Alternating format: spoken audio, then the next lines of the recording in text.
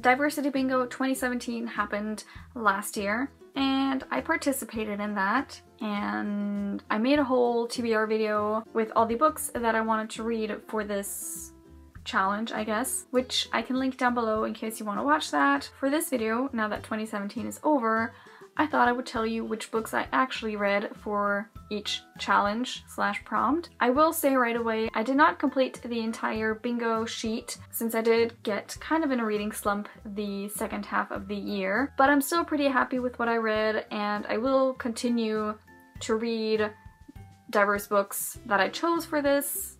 Not just the ones that I chose, but more books to come out. I'm not gonna go too in-depth about each book and my thoughts on it, because I did talk about most of these books in some kind of wrap-up. This is just to summarize which books I read for which prompt. I'm gonna try and give like a very tiny blurb for each book, or like a general idea of what it's about. For the romance with a trans main character, I read If I Was Your Girl by Meredith Russo. As the prompt suggests, this is about Amanda, who is trans. She transferred to a new school to have like a new start. Just a cute romance with a main character that is a trans girl and its own voices. For the science fiction / fantasy book with a disabled main character, I read On the Edge of Gone by Corinne Duivis, and in this our main character is autistic, and we follow her as she battles the end of Earth, I guess, and we follow her as she deals with that situation. For the main character with an underrepresented body, I read The Upside of Unrequited by Becky Albertalli.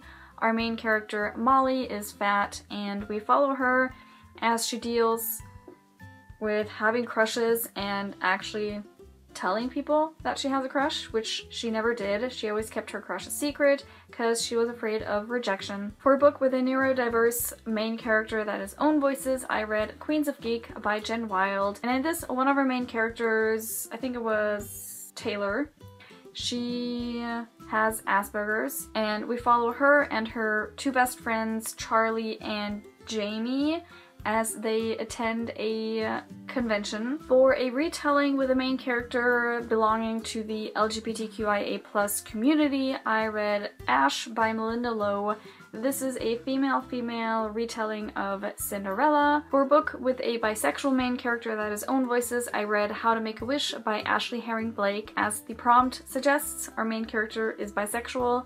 The author is as well, which is why it's own voices. For a main character with an invisible disability, I read One Last Song by S.K. Falls, and in this our main character has Munchausen syndrome, which is when you lie about being sick. For a main character of color in science fiction fantasy, I read The Wrath on the Dawn by Renee Ahdieh, which is a retelling of 1001 Nights. For an Own Voices Latinx book, I read Labyrinth Lost by Zoraida Cordova, and this is about our main character, Alex, who is a Bruja, I hope I said it right this time, who is coming into her powers, but she doesn't want them, so she casts a spell to get rid of them, but the spell goes very wrong and she has to fix that. There was a free choice option, and for that I read Golden Boy by Abigail Tartlin, and this is about Max, who is intersex, and we follow him as he kind of discovers himself and who he actually is. For a non-Western real-world setting, I read The Girl from Everywhere by Heidi Heilig, and in this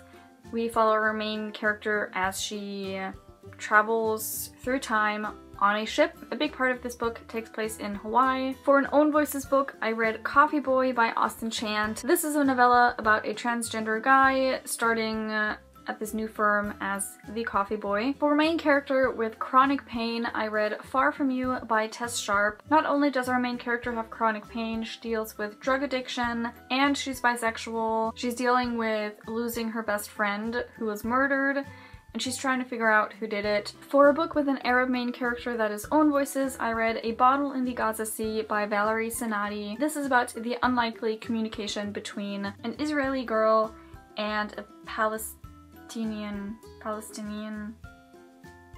wow, I don't know how to pronounce that word. For a main character in a wheelchair, I listened to the audiobook Eugene, One Girl's Incredible Journey from War-Torn Syria in a Wheelchair by Eugene Mustafa.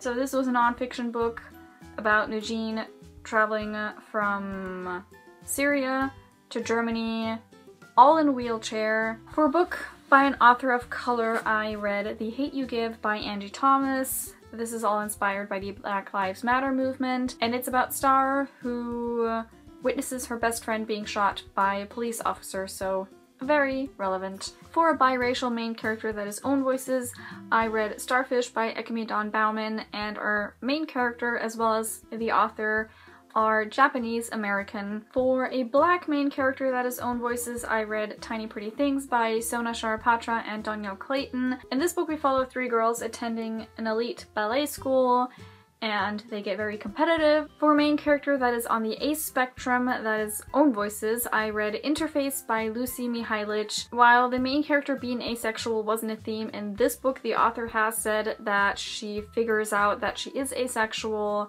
throughout the series. And this is a futuristic book which kind of shows how technology could take over our lives and how obsessed people are with technology.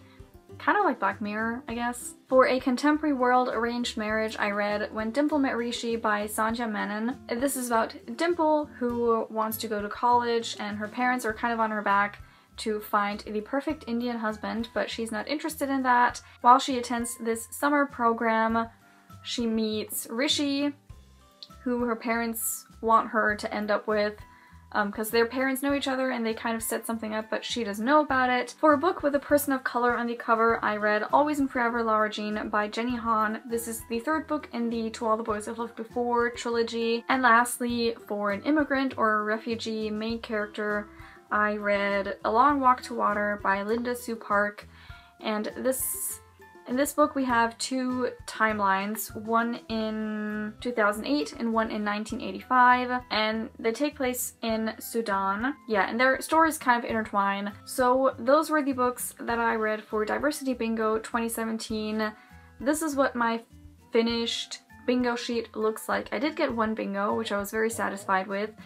I wish I had read more of these books, but I'm not too upset because I'm still gonna read them. I'm not gonna stop reading diverse books. I still want to read all these books and all the future diverse books that will come out, and I want to promote them and talk about them. So I am very happy that this challenge existed, because even though I was already trying to read diversely, for some reason I struggled to find diverse books, but through this hashtag and through following people that did this challenge on Twitter, I was just able to find more diverse books, and now I'm not finding it as difficult to find diverse books that are coming out. So thank you to the people that created Diversity Bingo 2017. And if you participated in this challenge, I would love to know how you did. Did you finish it? Did you not finish everything? What were some of your favorite books to come out of this challenge? And that was it for this time, and I will see you next time. Bye!